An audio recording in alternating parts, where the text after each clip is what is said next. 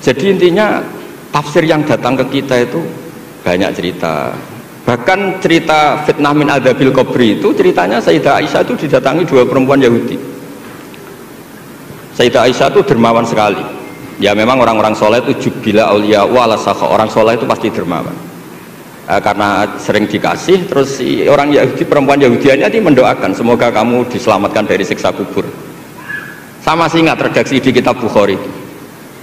Walam an'am an usaddiqahuma, kata Sayyidah Aisyah, saya tidak nyaman membenarkan dia karena dua orang ini orang Yahudi.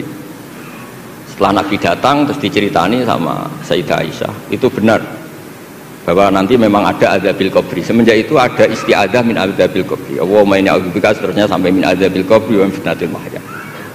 Dan masih banyak lagi cerita-cerita sosial Nabi yang Nabi tertawa-tawa ketika orang Yahudi bilang nanti pas kiamat itu kan hancur semua Muhammad. Lalu orang-orang yang sudah mati diletakkan di mana? Pokoknya terus orang Yahudi cerita-cerita, terus Nabi tertawa-tawa, fadhahika hatta badat nawajiduhu tasdiqan lima qalahul habru. Nabi tertawa-tawa, oh ya benar.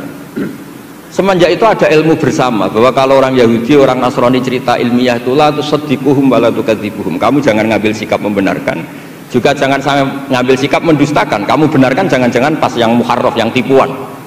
Kamu dustakan jangan-jangan yang masih orisinil. Makanya secara ilmiah Nabi ngendikan la tusaddiquhum wa la tukadzibuhum. Intinya tidak ngambil sikap ekstremis itu juga ajaran tafsir yang sampai ke kita. Karena kita ini butuhnya menang fil hujjah. Dan Allah sering ngendikan di beberapa ayat, diantaranya tentu qul falillahil hujjatul baligh. Makanya di sini saya itu profesor sering ngaji di sini Pak Kures. Tapi entah lupa apa tidak, saya itu sering ngaji direktorat sama Pak Fathul Wahid. Harusnya sudah jadi kiai gitu, karena sering ngaji sama saya. Tapi kalau jadi kiai kan, kata Profesor Zaini itu pernah cerita, kalau jadi kiai itu rezekinya agak jelas, nggak per bulan dapat apa gaji. Makanya Pak Zaini pas ketua ini sayang Bu Ova nggak hadir karena beliau di Jakarta, putri Pak Zaini sekarang yang jadi rektor di UGM. Itu ada ustadz latihan kiai itu jatuh di Indramayu, pas itu beliau ketua wilayah itu Kemenak di Indramayu. Itu jatuh, santrinya tuh susahnya bukan main, tapi kata kiainya nggak apa-apa, masih kan. Ternyata yang dipegang itu salam tempel itu. Jadi badannya agak dipikir tapi masih, karena dulu jadi kiai itu susahnya minta ampun. Makanya profesi ini sudah jarang yang mau itu. Kalau jadi kiai artis banyak yang mau, karena makanya saya jadi kiai di UI itu sering istighfar, jangan-jangan ini kategori elit sehingga hisabnya besar gitu. Makanya saya ini termasuk kiai orisinil, jadi saya dipaksa jadi kiai di sini, tapi sering nggak mau karena saya ini kiai betul. Jadi kalau fasilitas banyak takut hisab, kalau kiai nggak betulan fasilitas banyak tambah seneng. Nah ini bukan nyindir siapa-siapa, ini memang aturan ikhlas begitu. Mukhlisin Alauddin nggak nyindir siapa-siapa, memang aturannya begitu. Saya cerita di keluarga saya yang masih megangi itu. Di pondok itu ajaran pertama itu tauhid, dan itu mesti diajari sifat pertama Allah itu wajibul wujud kita bakok mukhalafatul hawadis. Dan mereka sering beri contoh. Kenapa tafsir Munir bismillahirrahmanirrahim pertama yang diterangkan oleh tafsir Munir Senawi Al-Jali. Kenapa Al-Quran dimulai dari ba, dan ba dimulai ada titiknya satu. Itu Allah seakan-akan mau maklumatkan bahwa awalu hadil mawujudat adalah nuqtah wahidah. Pertama wujud, kamu gambar apa saja, saya sering cerita ini tak ulang-ulang, kamu gambar apa saja, entah gambar jelek, entah bagus, tetap dimulai dari satu titik. Angka 1 juta sampai 1 miliar 1 triliun tetap dimulai dari angka 1. Sebab itu bak di situ kata Syekh Nawawi adalah bi kana makana wa bi yakunu mayakun. Dengan saya kata Allah yang ada menjadi ada, yang mau ada saya yang mengadakan. Unsur utamanya saya kata Allah. Nuqtatil wujud. Artinya gini, andaikan kita neladani tafsir-tafsir yang ada di Indonesia, kita ini pasti menguatkan akidah, bukan menang kalah urusan sosial, urusan itu kedua ketiga lah, syukur-syukur menang. Tapi kalau kita paksakan itu yang nomor satu, pasti kita sering kecewa. Itu rektor UI itu mesti miskin tuh dibanding pengusaha-pengusaha Jakarta itu. Itu kalau nggak terima, saya ini rektor Universitas Islam, masa kalah kaya, kan repot nanti. Tapi barokahnya qanaah, alhamdulillah gak apa-apa. Ya jadi jelas ya di sini beliau ngendikan yang menang hujah itu fa innaha mustamirratun abadan. Logika itu mustamirratun abadan. Dalam kitab Fathul Bari sarahnya Shahihul Bukhari dijelaskan kemenangan umat Islam itu iltidza dan aklian. Kita punya akidah yang secara akal tuh nyaman. Coba Anda misalnya jadi muslim, Anda mungkin profesor, kayak alim, kayak top, terus ditawari satu teori begini, hadil maujudat khalaqahal adamu misalnya, ini yang alam nyata ini penciptanya adalah ketiadaan, kamu pusing 7 keliling, ini gimana sesuatu yang ada kok penyebabnya ketiadaan. Sebab itu dulu ada sahabat namanya Jubair bin Mut'im, itu tokoh besar di kafir Quraisy. Saking tokohnya dia yang jadi utusan untuk membebaskan Asra Badrin, tawanan Badar. Pas dia nginep di masjid nunggu ketemu Nabi, Nabi pas sholat maghrib baca wattur wa kitabim mastur fi raqqim mansur, didengerin sama dia sampai pada ayat am khuliqu min ghairi syai'in am humul khaliqun.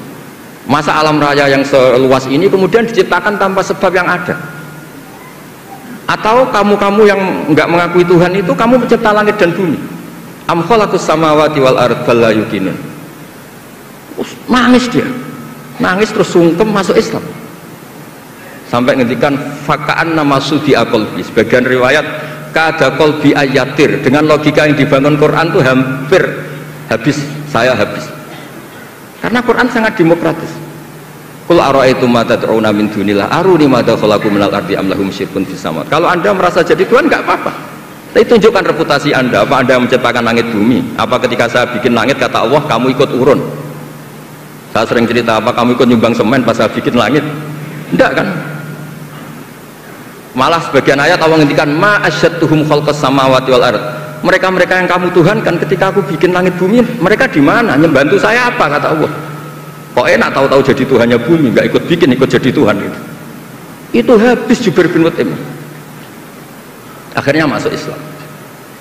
Artinya gini, ketika Islam belum kuat, masih banyak ashabi sufa yang miskin, mondok saja numpang Nabi, itu hujahnya sudah menang. Makanya kata Syekh Nawawi, yang mesti menang itu hujah fa innaha mustamirratun abadan. Ya dicicil aja satu aja ya, nanti kapan-kapan ketemu lagi. Terus ini yang agak rileks, ini yang spesial, saya itu jarang pergi sama istri saya gara-gara memang adatnya gitu. Tapi karena soal Pak Kures tadi istri saya ikut, karena Pak Kures juga bawa istri. Ini spesial betul. Biasanya saya agak pernah karena adat keluarga saya itu ya begitulah. Ya jadi saya mohon semohon-mohonnya nanti Pak Kures bisa nerangkan panjang lebar. Jadi terus yang kedua, ya dua aja lah dua. Ya ayyuhalladzina amanu sabiru. Di sini dijelaskan ala masyaqqatil istidlal fi ma'rifati tauhid wan nubuwah wal ma'ad.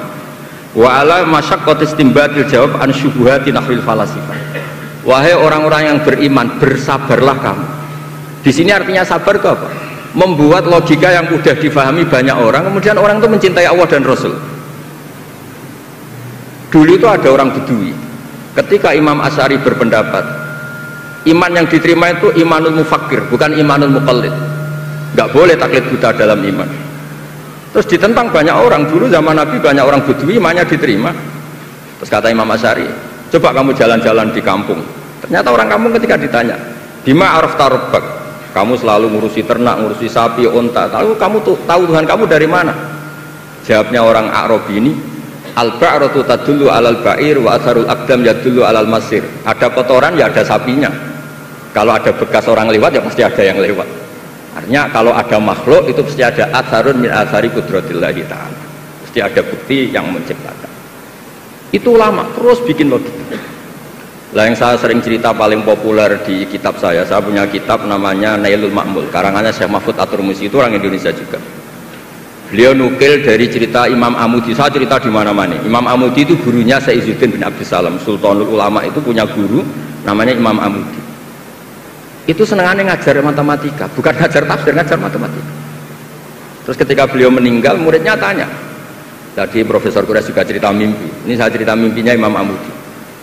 Ma fa'ala bika rabbuk, yang diperlakukan Tuhan kamu itu apa? Anda hanya pengajar matematika. Terus kata Imam Amudi, ternyata ketika Allah ketemu saya mengumpulkan banyak malaikat, disuruh ngajar saya. Saya masih hafal teksnya. Istadilla ala wahdaniyati bi hadrati malaikati. Coba kamu terangkan cara menemukan saya bahwa saya ini satu di depan para malaikat. Kalau malaikat kan sudah tahu karena bawa aras, bawa surga neraka. Terus kata Imam Amudi, beliau ngendikan semuanya adalah, beliau ngendikan angka itu 2, 3 sampai 1 triliun sampai berapapun, nisbatu dzalika ilal wahid nisbatul far'i ilal asli. Angka itu entah 2, entah 4, entah 1 miliar, 1 triliun dibandingkan angka 1 tetap namanya nisbatul far'i ilal asli, tetap semuanya itu tabang dari angka 1. Fasabatal wahid jalla jalaluh, maka yang mesti abadi, yang mesti ada al-wahid jalla jalaluh. Allah senangnya bukan main. Loh ini lo pinter, nggak jadi malaikat sudah ngerti kalau saya ini 1. Nah, itu ya pinternya ulama. Isbiru ala masyaqqatil istidlal fi ma'rifatit tauhid.